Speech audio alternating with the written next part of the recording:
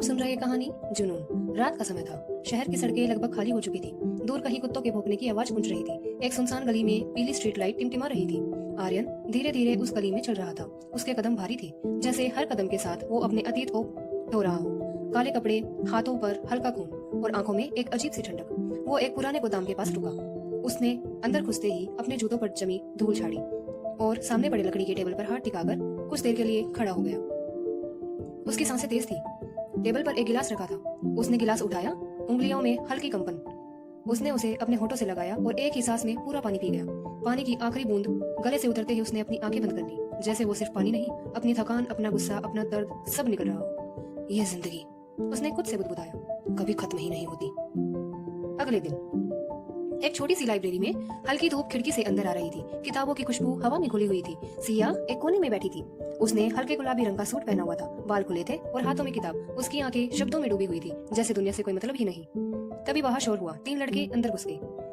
अरे मैडम, इतने चुप क्यों हो? एक ने हंसते हुए कहा। सिया घबरा गई। उसने किताब को और कसकर पकड़ लिया। प्लीज मुझे अकेला छोड़ दो। उसकी आवाज कांप रही थी। तभी तभी दरवाजा जोर से खुला।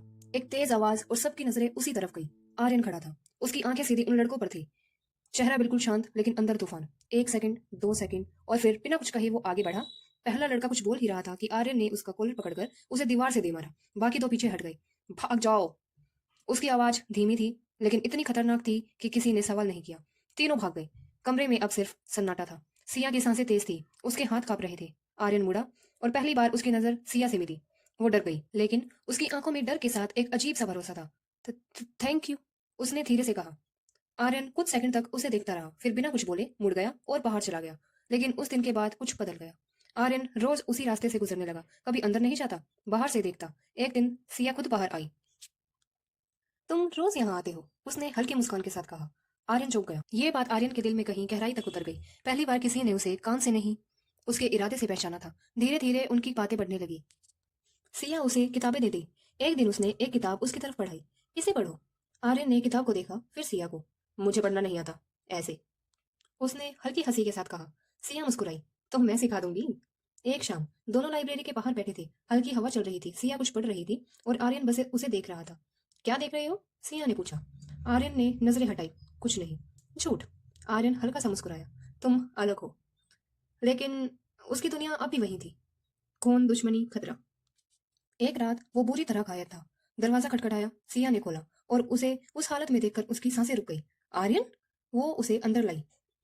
उसके हाथ कांप रहे थे। उसने पानी लाकर दिया। आर्यन ने गिलास पकड़ा, होठों से लगाया और धीरे धीरे पिया। इस बार हर घूंट में दर्द था। सिया उसके घाव साफ कर रही थी। उसकी आंखों से आंसू गिर रहे थे। क्या करते हो ये सब? उसने पूछा। आर्यन चुप रहा। ये जिंदगी छोड़ दो। उसकी आवाज टूट गई। आर्यन ने उसकी तरफ देखा, गहरी भारी नजरों से। मैं नहीं छोड़ सकता। तो मैं तुम्हें खो दूंगी, सिया ने धीरे से कहा। कमरे में सन्नाटा छा गया। आर्यन ने नजरें झुका ली। उस पल उसे पहली बार डर लगा, किसी को खोने का डर। उस रात वो अकेला बैठा था, हाथ में वही गिलास।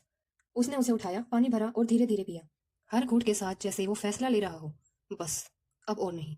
अगले कुछ दिन शहर में हलचल थी। गोलियों की आवाज, चीखें, आग। आर्यन अपने हर दुश्मन का हिसाब खत्म कर रहा था। ये उसकी आखिरी लड़ाई थी। और फिर एक सुबह सूरज की रोशनी लाइब्रेरी में फैल रही थी।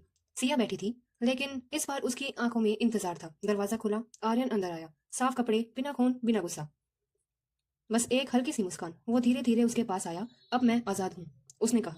सिया की आंखों में आंसू आ गए। वो उठी और बिना कुछ कहे उसे गले से लगा लिया। उस पल आर्यन ने पहली बार महसूस किया शांति कैसी होती है। उसकी कहानी खत्म नहीं हुई थी, बस अब वो अंधेरे से निकलकर रोशनी में आ चुका था।